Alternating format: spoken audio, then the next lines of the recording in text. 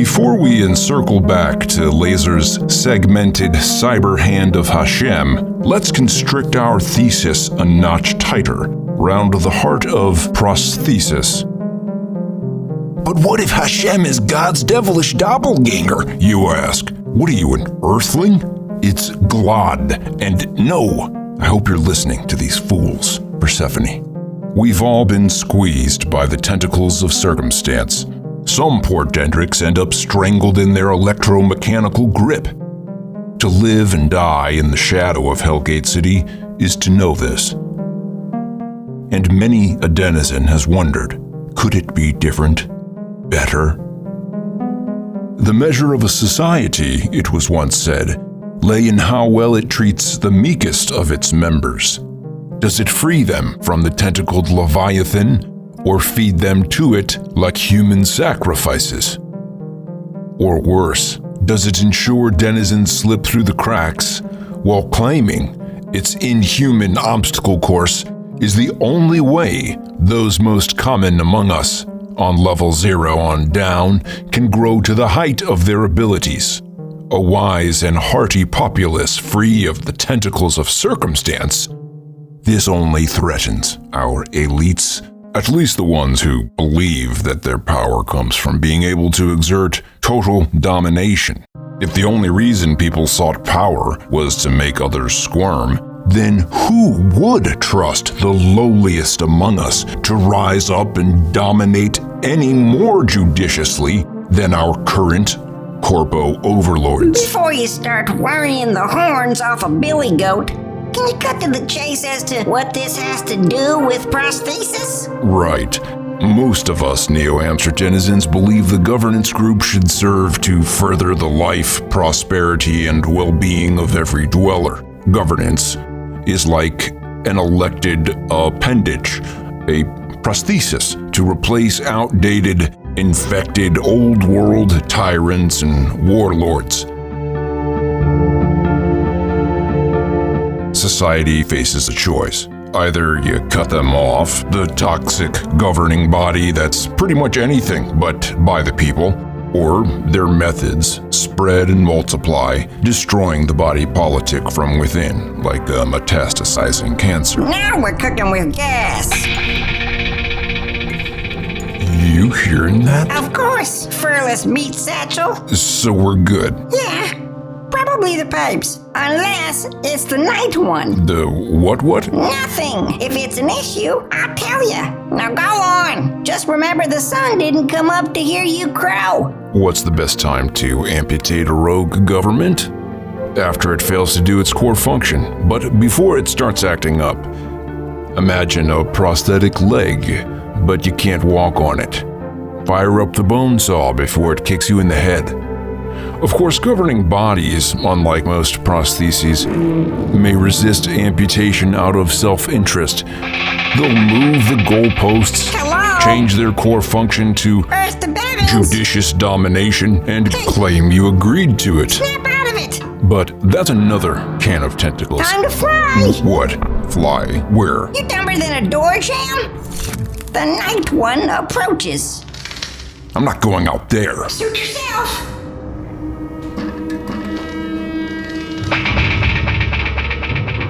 Okay.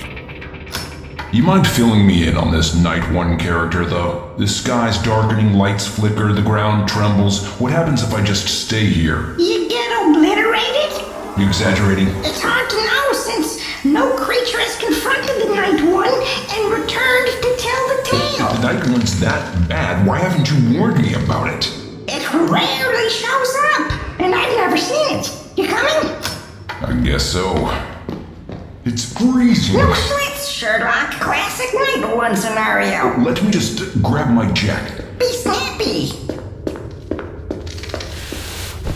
Hey, you're as flashy as a rat with a new gold tooth, ain't you? None for me? No, I don't have a tiny doll-sized winter coat for a bat. Well, come on, this way. Seeing as I'm saving your hide, the least you can do is make me a vest if we survive. Deal. I can't believe this hasn't come up before, and I hope you're getting all of this, Persephone, or whoever's on the other end, on behalf of Companion Systems. Certainly grounds for a lawsuit of some sort. Medical negligence or fraud. Frosty Wosty, polar bear patoots. I may not make it. Okay, to where? To Fallout Shelter? Is that where we're going? It's too cold. Follow these signs. Hey, Blobby? Which signs? Hey, don't croak on me.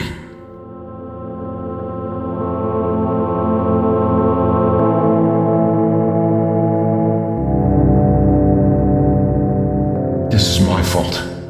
I slowed him down. Pulse is still beating. I'll just scoop you up and tuck you into my toasty breast pocket. Poor little guy. I felt a wriggle. Did I just feel you wriggle? Hey, stay with me, Blobby. If you hear me. Can you do that again? That's wonderful. Now, I'm feeling a wet spot there, so maybe don't do that again. It's fine. Just hang in there. Damn night one. Guess I have to go through this blast door.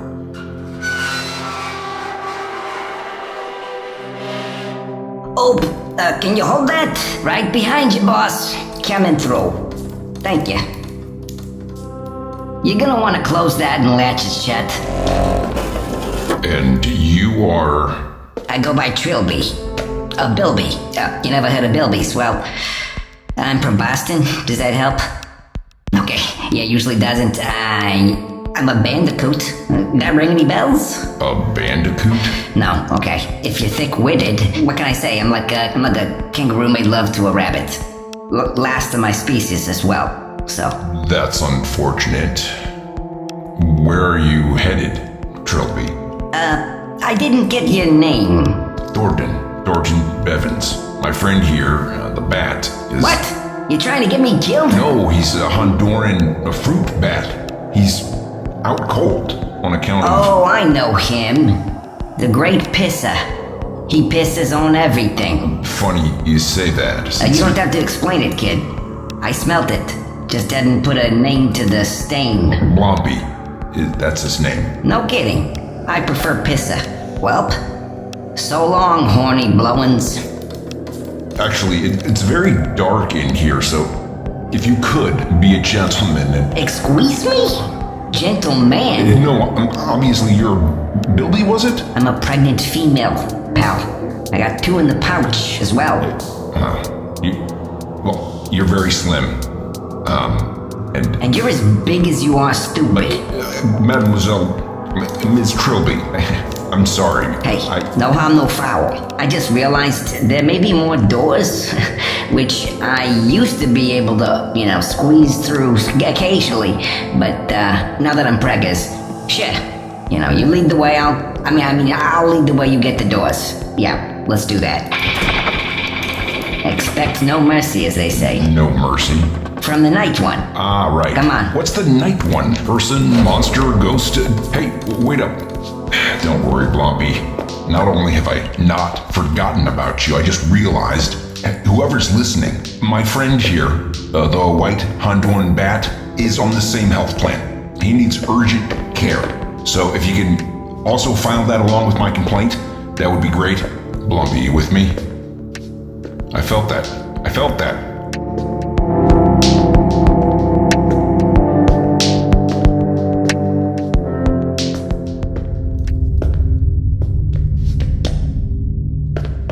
Trilby, you there?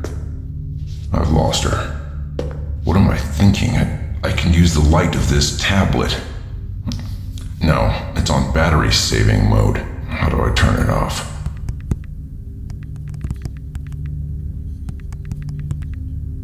Well, at this point, I might as well stay put. Put my faith in the bandicoot. She'll run into a door eventually, and she'll need to come back and find me. I don't trust myself proceeding in the dark. Blobby, you still there? I've just remembered something. Losing the feedback loop that is cybernetics, the communication between the limb and the body. That's what threatens a prosthesis. Like me losing touch with Trilby. When a governing wing loses touch with the body, perhaps because it doesn't feel the pain the body endures, things fall apart.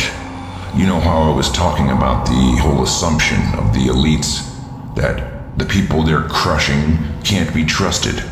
Well, that's only as true as you are merciless. Yet, it is not inevitable that they will seek to do to the elite precisely what's been done to them for so long. We return to this notion of reciprocity as justice, but that's not what injustice demands. If you cause my eye to be lost, well, you don't have to stab your own. Just give me a prosthetic one, a cyber eye. Give me money for lost wages. Sincere remorse wouldn't hurt, but I don't need your suffering. I need an eyeball-friendly environment where no one's peepers get poked.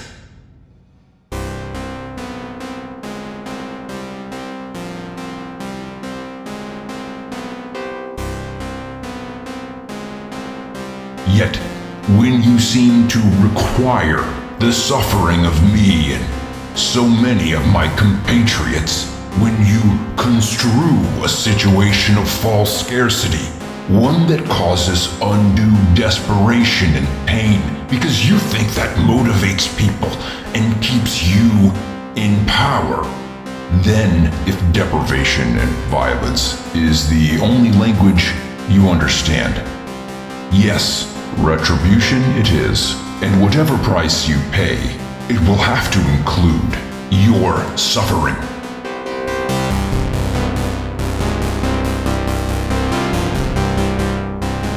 Too much.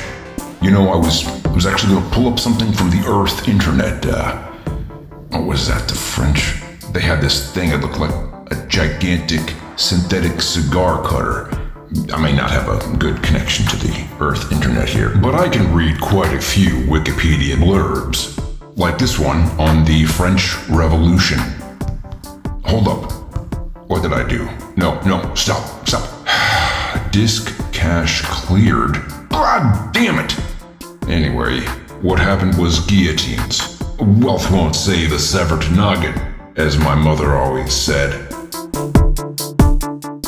Now, if you merely unthread a nervous system, spine, brain, and all, maybe you've got a second chance, but never sever. As far as I know, there are no fully prosthetic heads. However, take my body, not my corpse, that's gross. This parasympathetic VR avatar body I reside in is a prosthetic consciousness. For a consciousness needs a seat. It cannot float endlessly or drift. Even in dream worlds, we almost always re-enter some bodily point of view, if only to be able to look down on the first day of middle school and remark upon our lack of pants. Now that I mention it, let's excavate my latest trip to Dreamland. It's time! Indeed. Whoppy, you're back? I need a story to soften the descent. The descent? Into what? What descent? Buddy? Fine. I'm afraid last night's excursion is somewhat off limits. I mean, I'll tell you what I can. I had a proper nightmare about my son.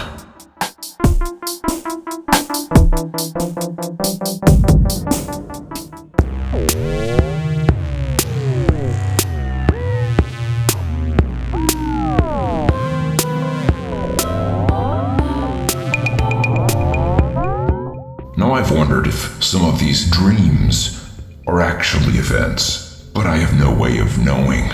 This one involves someone that I do know personally.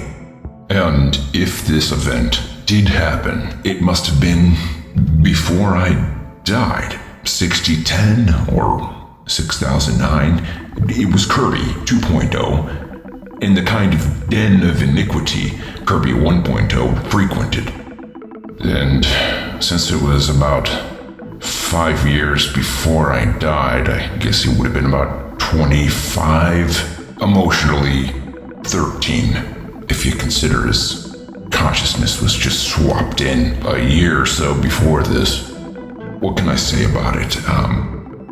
Let's just say the dream centered on him meeting a girl, Lonnie, the same one he was dating the last time I saw him. It looked like the first time they met. There was a tenderness, a side to their relationship I suppose I didn't fully appreciate or see, for good reason. I mean, it's private. It reminded me of how little we know about those around us, even our own family, and it feels wrong to divulge some of that, so maybe you can understand that. They got into it with some other couple or group at a cyber rave party.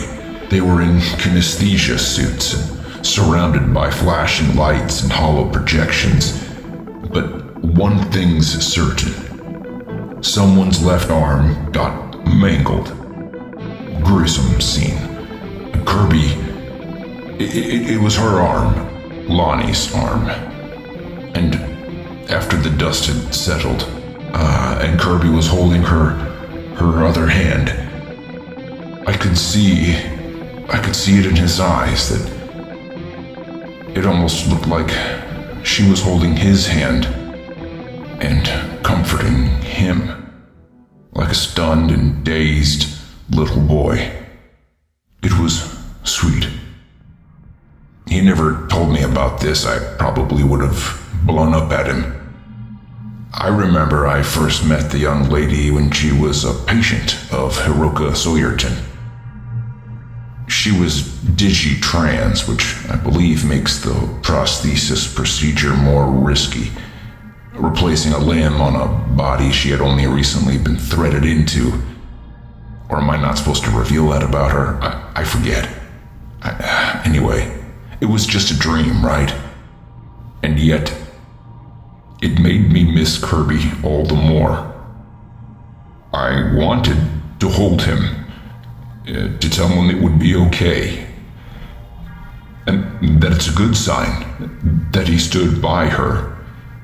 But regretfully, I wasn't present enough in his life at that time to even know what he was going through. To feel as close to him as I could be, and yet an outsider, infinitely separated. It hurt.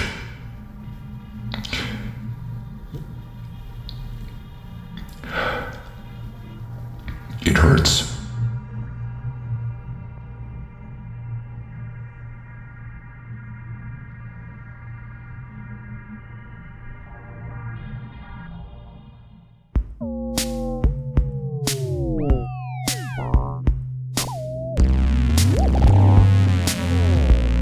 Shocking Sleep Fact, Volume 22.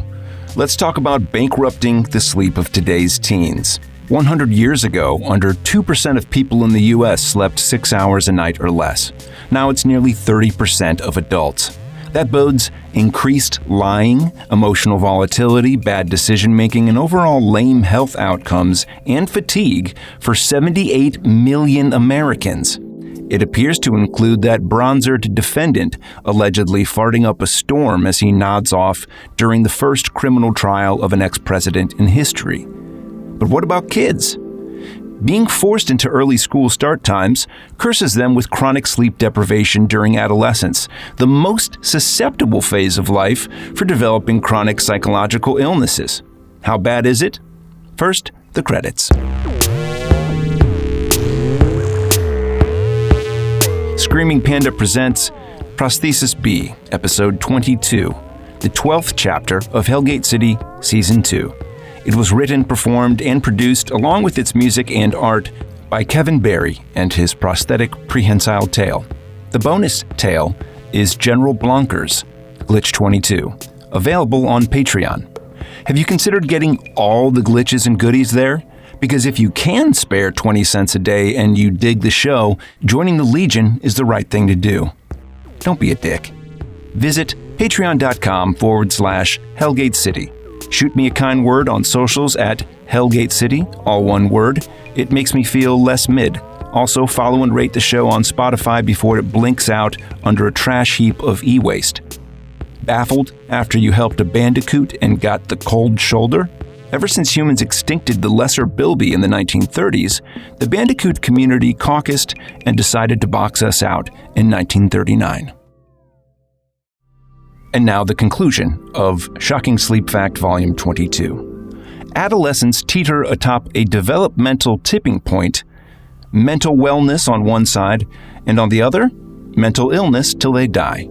Science proves that chronically bankrupting their sleep with early classes pushes many of them over the edge into lifelong depression, anxiety, schizophrenia, and suicidality. What about work schedules? Well, last year, the CDC said, in the 10 years leading up to the pandemic, feelings of persistent sadness, hopelessness, as well as suicidal thoughts and behaviors increased by about 40% among young people. What to prioritize? You hear about that poor guy who had a heart attack after drinking 3 charged lemonades at a Panera Bread? We'll get into that next time. Till then, dream hacker, sleep well.